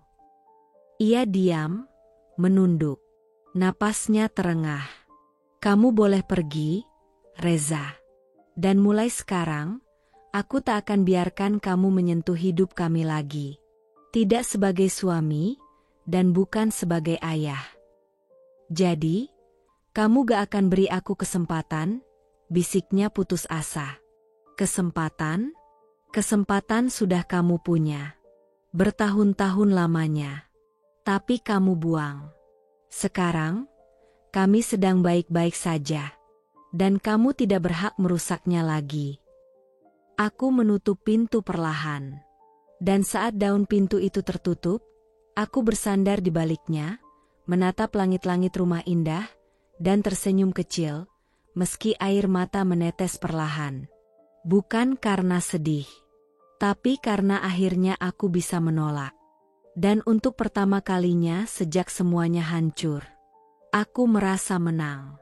Sore itu, langit mendung. Seolah langit tahu bahwa akan ada sesuatu yang berat, yang menggantung di udara. Reza datang lagi. Untuk kedua kalinya. Kali ini dengan wajah lebih memelas, rambut lebih acak-acakan, dan napas yang lebih berat dari sebelumnya. Ia berdiri di depan pintu rumah indah, menatapku seperti seorang pria yang kehilangan segalanya. Di tangannya, ia membawa kantong plastik berisi 2 botol susu dan sebungkus biskuit. Aku bawa ini buat Kirana, katanya lirih. Aku berdiri di ambang pintu, tidak mempersilakannya masuk. Sudah kubilang, Reza, jangan datang lagi. Tolong, Alia, aku cuma mau bicara. 5 menit saja. Aku menatap wajahnya. Wajah yang dulu kucintai sepenuh hati, yang dulu kutatap dengan rasa kagum dan percaya. Tapi kini yang kulihat hanya sisa-sisa seseorang yang mengkhianati segalanya. Lalu kembali, bukan karena cinta, tapi karena tak punya tempat lagi. Aku mengangguk pelan. Tapi bukan untuk menyambut, melainkan untuk menyelesaikan. Kami duduk di teras. Jarak kami sejengkal, tapi rasanya seperti dua dunia yang tak lagi terhubung. Reza menarik napas dalam. Alia, aku tahu aku udah keterlaluan. Aku udah hancurin hidup kamu. Tapi sekarang aku sadar, cuma kamu yang pernah benar-benar sayang sama aku. Aku menatap lurus ke matanya, tanpa emosi. Dia melanjutkan, aku gak minta semuanya balik kayak dulu. Aku cuma minta kesempatan untuk diperbaiki, untuk bisa jadi ayah lagi buat Kirana, untuk bisa jadi seseorang yang bisa kamu banggakan. Aku siap kerja apa aja. Aku siap mulai dari nol, tapi jangan usir aku. Jangan tutup pintumu. Lalu, hening. Lalu, aku bicara dengan suara tenang, tapi tajam. Setiap kata keluar bukan dari kemarahan, tapi dari luka yang telah matang menjadi keputusan. Reza, kamu tidak hanya mengkhianatiku. Aku berhenti sejenak, menatap matanya yang mulai berkaca-kaca. Kamu mengkhianati anak kita. Kamu tinggalkan dia saat ia ketakutan. Saat ia dipulangkan dari sekolah. Saat ia harus mengompres kening ibunya yang pingsan karena kelelahan bekerja sendiri. Suara Reza tercekat. Tapi aku melanjutkan. Kamu pergi. Bukan sehari. Bukan seminggu. Tapi berbulan-bulan. Tanpa kabar. Dan bukan hanya pergi, kamu menikmati hidup. Kamu tidur di hotel, makan enak, selfie dengan perempuan yang bukan istrimu. Sementara aku dihina, dituduh, ditagih, sampai hampir kehilangan nyawa. Sampai anak kita belajar jadi dewasa karena kamu lari dari tanggung jawabmu. Reza mulai menangis. Tapi aku tidak tergoyah. Kamu datang sekarang, setelah semua habis. Setelah dia tinggalkan kamu. Setelah kamu gak punya siapa-siapa lagi. Tapi, Reza. Aku berdiri, mengangkat wajahku dan berkata dengan penuh ketegasan. Aku bukan tempat pelarian setelah kau gagal. Aku bukan pintu darurat dari kesalahanmu. Dan aku bukan wanita yang bisa kau datangi hanya karena hidupmu jatuh. Suasana begitu hening, hanya suara angin sore yang terdengar seperti napas panjang bumi. Reza berdiri, terhuyung. Jadi, kamu benar-benar gak akan beri aku kesempatan. Aku menatapnya sekali lagi. Dengan ketenangan yang tak kupunya dulu. Aku sudah beri kamu kesempatan, bertahun-tahun lalu. Tapi kamu memilih menghancurkan semuanya. Dan sekarang, aku memilih diriku sendiri. Aku berjalan perlahan ke pintu, dan menoleh sebentar. Dan Kirana akan tumbuh jadi perempuan kuat. Bukan karena ayahnya ada. Tapi karena ibunya belajar berdiri setelah dihancurkan. Kupasang rantai pintu, dan perlahan menutupnya. Reza tetap berdiri di sana. Tapi bagiku, dia sudah tak lagi ada. Malam itu, aku memeluk Kirana lebih erat. Menciumnya di kening, dan berbisik, Bunda memilih kita. Dan itu pilihan terbaik dalam hidup Bunda. Untuk pertama kalinya, aku tak merasa ditinggalkan. Karena aku bukan lagi yang ditinggalkan. Aku yang meninggalkan. Setelah Reza datang untuk kedua kalinya. Setelah aku menolak dan menutup pintu itu selamanya, malamnya aku duduk di meja kerja kecil di kamar indah. Di hadapanku, tumpukan kertas, kontrak leasing, surat peringatan dari bank, surat penyitaan rumah, fotokopi KTP, tangkapan layar dari DM wanita simpanannya, serta cetakan unggahan foto-foto yang menunjukkan kemewahan hidup mereka saat aku dan Kirana bergulat dengan lapar dan trauma. Aku menatapnya satu persatu, jari-jariku gemetar. Tapi bukan karena takut. Kali ini karena tekad. Indah masuk ke kamar sambil membawa 2 cangkir teh. Ia menatapku, lalu duduk di seberang. "Kamu yakin, Alia?" Aku mengangguk. Aku sudah bertahan terlalu lama. Tapi sekarang aku gak cuma mau bertahan. Aku mau melawan. Indah tersenyum kecil, lalu mengeluarkan sebuah kartu nama dari dompetnya. "Ini temanku, pengacara. Namanya Mbak Diah. Dia fokus menangani kasus-kasus perempuan yang jadi korban penipuan dan kekerasan ekonomi dalam rumah tangga. Aku udah cerita sedikit. Dia mau bantu." Pertemuan pertamaku dengan Diah berlangsung 2 hari kemudian di sebuah kantor hukum kecil namun profesional. Wanita itu duduk tegak dengan sorot mata tajam tapi bersahabat. Setelah mendengarkan ceritaku dari awal sampai akhir, ia menghela napas pelan. "Ini bukan sekadar penipuan biasa, Mbak Alia. Ini kejahatan pemalsuan identitas, penipuan finansial, bahkan bisa masuk ranah KDRT dalam bentuk ekonomi. Banyak istri yang jadi korban, tapi diam karena merasa tak punya kekuatan." Aku menatapnya, dan untuk pertama kalinya dalam hidupku, merasa didengarkan secara hukum. Kita bisa buat laporan polisi atas dugaan pemalsuan tanda tangan dan dokumen. Kita kumpulkan bukti, saksi, dan nanti kita bantu kamu untuk bawa ini ke meja hijau. Malam-malam berikutnya, aku berubah jadi detektif atas hidupku sendiri. Aku mulai menyusun bukti. Tanda tangan pada berkas pinjaman yang berbeda dengan tanda tanganku yang asli. Rekaman percakapan dengan Lea Singh saat mereka menyebut Reza yang datang mengurus dokumen. Pesan-pesan dari teman Reza yang menyatakan bahwa Reza sering membual soal bisnis yang ia bangun dari uang bodoh orang rumah. Bukti foto-foto Livia menunjukkan aset-aset yang jelas tak bisa dibeli dari penghasilan Reza sebagai karyawan biasa.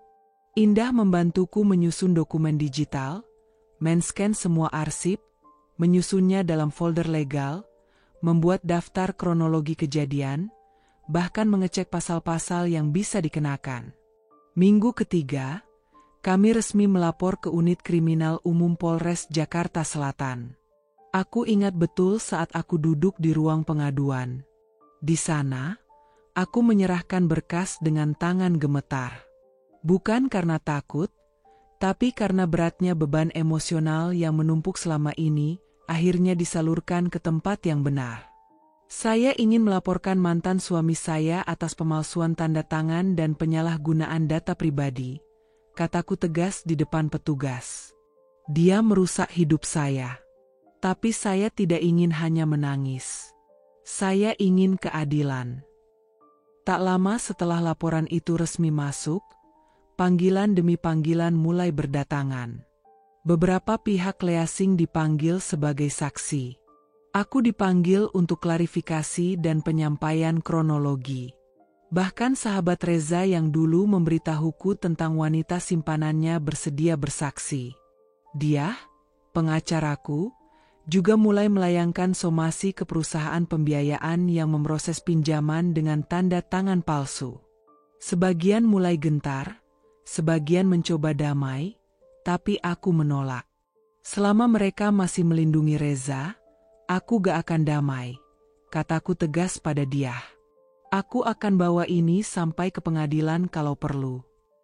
Dan dia, dengan senyum tipisnya, berkata, "Kalau mereka bisa menghancurkan hidupmu tanpa konsekuensi, maka kita beri mereka pelajaran, bahwa perempuan tak bisa selalu dianggap bodoh dan bisa diinjak seenaknya."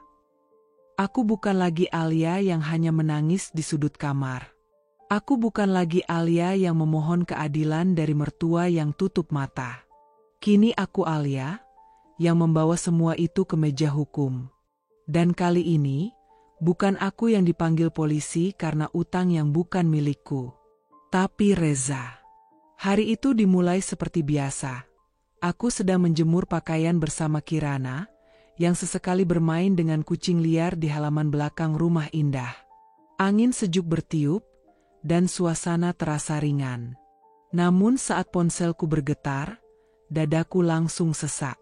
Sebuah notifikasi masuk dari dia, pengacaraku. Sudah ada penetapan tersangka. Polisi bergerak hari ini. Reza akan ditangkap. Jantungku berdetak kencang. Tanganku gemetar, seolah tubuhku tak siap menerima kabar yang selama ini kudambakan. Kirana menoleh padaku, heran melihat ekspresiku. "Bunda kenapa?" tanyanya polos. Aku tersenyum tipis. "Gak apa-apa, Nak. Bunda cuma lega." Sore itu, dia menjemputku dan kami menuju kantor polisi untuk mengikuti perkembangan proses hukum. Di perjalanan, ia menjelaskan bahwa bukti yang kukumpulkan, tanda tangan palsu yang diperkuat hasil forensik, keterangan Leasing, saksi dari sahabat Reza, hingga rekam jejak rekening miliknya yang menunjukkan aliran dana mencurigakan, semuanya sudah cukup kuat. Polisi juga sudah menyita semua rekeningnya. Livia pun tidak ditemukan di alamat terakhirnya. Kemungkinan besar kabur sejak tahu kasus ini mulai naik ranah hukum. Jelas dia. Aku hanya mengangguk, memandang keluar jendela. Dalam benakku, wajah Reza berkali-kali muncul. Aku tak membayangkan dia di balik jeruji untuk membalas dendam. Tapi aku juga tahu, tanpa keadilan, luka ini akan terus membusuk. Sesampainya di kantor polisi, suasananya tegang. Di ruang tunggu, kami duduk diam. Beberapa menit kemudian, seorang petugas menghampiri. "Bu Alia, sudah bisa masuk untuk melihat proses BAP. Tersangkanya sudah diamankan." Langkahku terasa berat, tapi juga penuh kuasa. Aku tak lagi korban. Aku saksi. Aku penggugat. Aku perempuan yang dulu dijatuhkan, kini menatap ke atas, berdiri tegak. Dan di sana, di ruangan itu, aku melihatnya. Reza. Tangan diborgol. Wajah pucat. Matanya bengkak. Sosok yang dulu selalu percaya diri, kini seperti bayangan dari dirinya sendiri. Ia mencoba menatapku, namun aku hanya menatap lurus ke depan. Tak ada senyum, tak ada amarah, hanya diam dan ketegasan. Petugas mulai membacakan dakwaan. Atas nama Reza Prasetya, disangka telah melakukan tindak pidana penipuan dan pemalsuan dokumen sebagaimana dimaksud dalam pasal 263 dan pasal 378 KUHP, dengan ancaman hukuman maksimal 6 tahun penjara. Aku menutup mata sejenak, menahan napas. Bukan karena senang, tapi karena lega. Keadilan, akhirnya, berjalan. Reza membuka mulut, mencoba bicara. "Alia, aku." Tapi petugas segera menariknya kembali ke sel tahanan sebelum ia sempat melanjutkan. Malam itu, aku duduk di beranda rumah indah, ditemani secangkir teh yang mulai dingin. Kirana duduk di pangkuanku, menggambar sesuatu dengan krayon. "Bunda," katanya pelan. "Tadi siang Bunda senyum ya?" Aku mengangguk pelan. "Kenapa?" Aku memandang langit malam yang dipenuhi bintang samar. Karena hari ini, orang yang nyakitin kita akhirnya dihentikan oleh hukum. Karena sekarang, gak ada lagi yang bisa bikin Bunda takut. Nak. Kirana tersenyum kecil, lalu melanjutkan menggambarnya. Ketika ia memperlihatkan kertas itu, aku nyaris menangis. Ada gambar seorang ibu dan anak. Di bawahnya tertulis dengan ejaan yang belum sempurna. "Bunda Kirana kuat." Dan ya, kami memang kuat. Reza kini di balik jeruji. Dan meski luka tak serta-merta sembuh, tapi satu demi satu, beban yang selama ini kupikul mulai terlepas. Ini bukan akhir. Tapi ini adalah permulaan dari kehidupan yang tak lagi dibayangi oleh ketakutan dan kebohongan. Kupikir saat Reza ditahan, semua luka akan tertutup. Kupikir keadilan yang tercapai akan membawa kedamaian. Tapi ternyata, tidak semua luka bisa disembuhkan dengan hukum. Ada luka lain, lebih halus, lebih dalam, yang ternyata baru mulai terasa setelah semuanya tampak tenang. Dan luka itu ada pada Kirana. Awalnya aku tak sadar. Kirana tampak biasa saja. Ia tetap menggambar, belajar, dan tidur di sampingku seperti biasa. Tapi suatu malam, saat sedang menonton berita, wajah Reza muncul di layar. Wajahnya ditutupi masker medis, dikawal 2 polisi yang menggiringnya ke mobil tahanan. Aku langsung mematikan TV. Tapi sudah terlambat. Kirana, yang tadi sedang mewarnai di lantai, diam membatu. Lalu, tanpa suara, ia menggigil. Matanya membesar, dan air matanya jatuh perlahan. "Ayah," bisiknya, lirih seperti doa yang takut terdengar. "Ayah." Aku langsung memeluknya, mengusap rambutnya. "Sudah, sayang, itu cuma berita, gak apa-apa." Tapi tubuhnya menegang. Ia menangis dalam pelukanku seperti anak kecil yang baru saja melihat monster keluar dari lemari. Malam itu ia sulit tidur. Berkali-kali terbangun dan menjerit. Keesokan harinya, aku mengantarnya ke taman. Biasanya tempat itu menyenangkan baginya. Tapi saat melihat 2 polisi yang sedang patroli sambil tersenyum kepada anak-anak, Kirana langsung menjerit panik dan berlari ke belakangku. "Jangan bawa Bunda.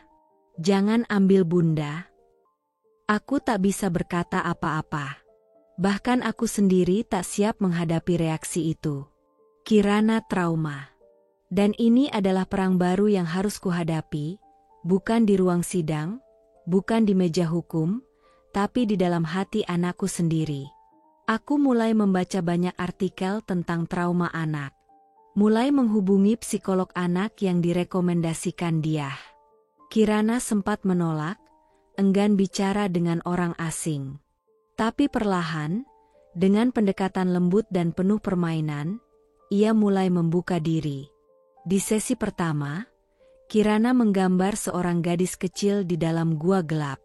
Di luarnya, ada sosok tinggi dan bayangan besar yang menyeramkan. Di bawah gambar itu, tertulis, "Aku takut. Aku sembunyi." Psikolog itu menatapku dengan lembut. Kirana merasa tidak aman. Ia menyimpan semua rasa takut dan bingungnya sendiri. Sekarang tugas kita adalah membuatnya tahu bahwa dunia tidak selalu gelap. Setiap malam, aku mulai membacakan cerita sebelum tidur. Bukan cerita biasa. Aku ubah dongeng-dongeng klasik menjadi kisah tentang ibu dan anak yang selamat dari badai, dari naga yang kejam, dari raja jahat yang merampas rumah mereka. Dan selalu, di akhir cerita, sang ibu berkata, "Kita selamat karena kita berani." Dan keberanian itu tumbuh, meski dari hati yang sangat kecil. Kirana mulai tersenyum lagi. Ia mulai menggambar taman. Matahari. Aku dan dia sedang makan es krim. Tapi setiap kali ada yang menyebut kata, "Ayah," di sekolah atau di acara TV, aku masih bisa melihat sorot matanya memudar. Dan itu tak bisa aku hapus dalam sehari, seminggu, atau mungkin sebulan. Namun aku tak menyerah. Karena aku tahu, trauma tidak bisa dihapus, tapi bisa disembuhkan. Sedikit demi sedikit. Dengan pelukan. Dengan tawa. Dengan cerita. Dan dengan janji dalam hatiku yang tak akan pernah aku langgar. Aku tak bisa menghapus masa lalu kita, Nak. Tapi aku akan mati-matian memastikan bahwa masa depanmu penuh warna dan cahaya. Pada malam tertentu, saat Kirana memelukku sebelum tidur, ia berbisik pelan. Bunda, kalau aku besar, aku gak mau orang seperti ayah. Aku mau kayak bunda. Kuat. Gak bohong. Gak ninggalin. Air mataku menetes diam-diam malam itu. Karena luka bisa jadi tak hilang. Tapi cinta yang tumbuh dari luka adalah cinta yang tak bisa dihancurkan siapapun. Setahun. Tepat setahun sejak hidupku runtuh tanpa aba-aba. Sejak surat penyitaan datang. Sejak Kirana dipulangkan dari sekolah karena dicap anak penipu. Sejak tubuhku jatuh lunglai, dan aku tak punya satupun pegangan kecuali napas putriku dan tangan sahabat lama yang tiba di waktu yang tepat. Hari ini, aku berdiri di depan sebuah rumah kecil di gang sempit, bercat putih dengan jendela mungil di sisi kanan. Bukan rumah mewah. Tapi rumah ini hasil keringatku sendiri. Aku menyewa rumah ini dengan uang dari hasil menulis. Artikel demi artikel, cerita demi cerita. Dari jualan online kecil-kecilan yang perlahan mulai dikenal di platform. Dari pelanggan yang percaya, dari testimoni yang jujur, dari pembaca yang merasa tulisanku menyuarakan luka mereka sendiri. Indah membantuku membereskan barang-barang. Akhirnya kamu punya atapmu sendiri lagi, katanya sambil tersenyum haru. Aku memeluknya erat. Tanpa kamu, mungkin aku masih berjuang dari lantai terbawah. Tapi kamu yang naik sendiri, Alia. Kamu yang pilih berdiri, sahutnya, menepuk punggungku. Kirana berlari-lari kecil di dalam rumah. Ia membuka jendela, membuka lemari kecil, lalu memeluk guling barunya. Bunda, di sini enak banget, gak ada suara orang marah-marah. Aku tertawa kecil. Iya, sayang. Sekarang ini rumah kita. Rumah kecil, tapi penuh damai. Ia tertawa dan melompat ke pelukanku. 1 tahun lalu, wajah itu penuh cemas. Sekarang, matanya mulai bersinar lagi. Dan yang paling membuat hatiku hangat, Kirana kembali ke sekolah. Bukan sekolah mahal, bukan yang penuh fasilitas luar biasa. Tapi sekolah yang guru-gurunya ramah, yang menerima Kirana dengan tangan terbuka, yang menyambut kami bukan sebagai korban, tapi sebagai bagian dari keluarga baru. Saat aku mengantar Kirana hari pertama, ia menoleh padaku dan berkata pelan, Bunda, aku gak takut lagi. Aku mau temenan sama banyak orang.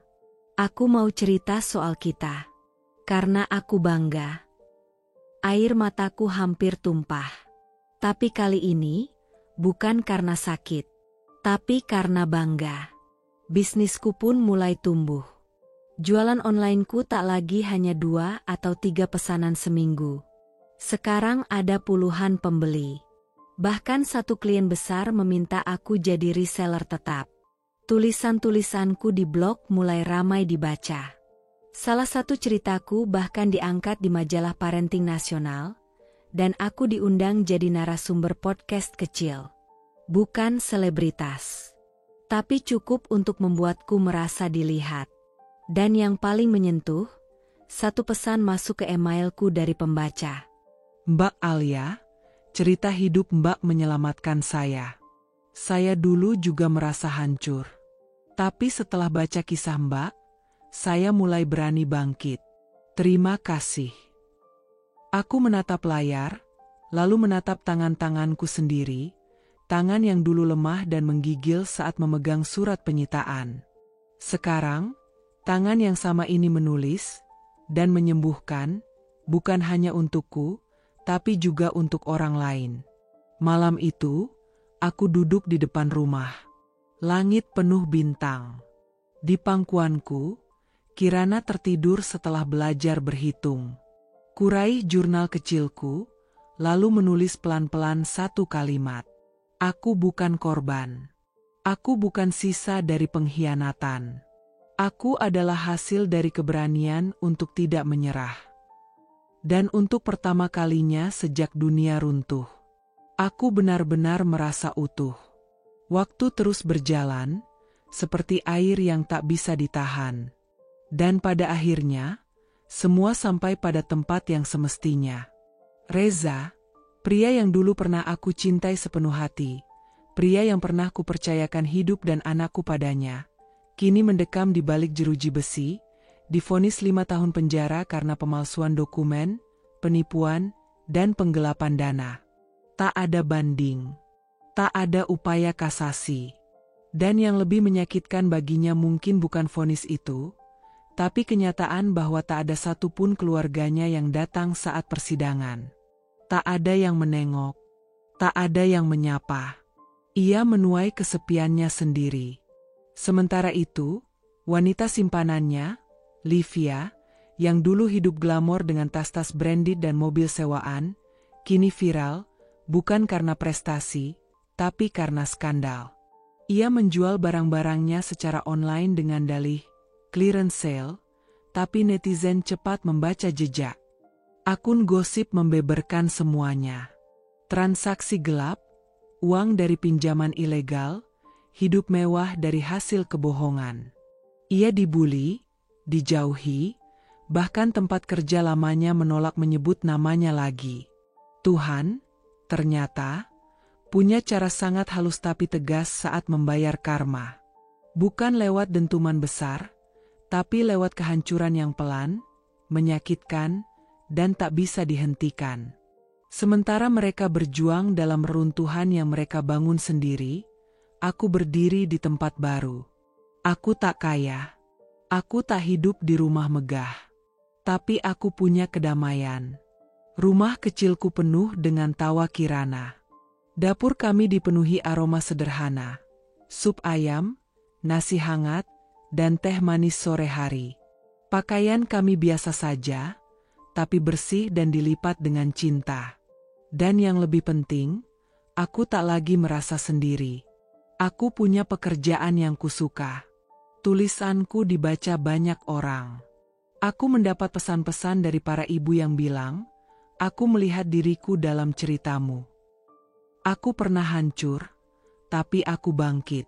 Dan karena aku bangkit, aku bisa membantu orang lain percaya bahwa mereka pun bisa. Luka di hatiku belum sepenuhnya hilang. Kadang, saat malam terlalu sunyi, atau saat Kirana bertanya tentang kenapa ia tak punya ayah seperti teman-temannya, aku masih merasakan sesak. Masih ada ruang yang tak sepenuhnya pulih. Tapi kini aku mengerti, luka tidak harus hilang agar kita bisa bahagia. Luka itu menjadi bagian dari cerita. Bukan untuk disembunyikan, tapi untuk dikenang. Sebagai bukti bahwa aku pernah jatuh sedalam-dalamnya, dan memilih bangkit. Dan untuk Reza, aku tidak lagi membenci. Aku bahkan tidak marah. Karena orang yang paling menyakitimu, kadang justru orang yang paling berjasa membuatmu tumbuh. Karena dari pengkhianatannya, aku menemukan kekuatanku. Dari kepergiannya, aku menemukan diriku sendiri. Dan dari kehancuran yang ia tinggalkan, aku membangun kembali hidup yang lebih utuh. Kini, aku duduk di beranda rumahku. Kirana tertawa mengejar kupu-kupu kecil di halaman. Matahari sore jatuh di wajahnya yang bersinar. Dan aku tahu, di titik inilah aku bisa berkata dengan penuh keyakinan. Aku selamat. Aku sembuh. Dan aku menang dengan caraku sendiri. Dan itulah akhir yang paling indah.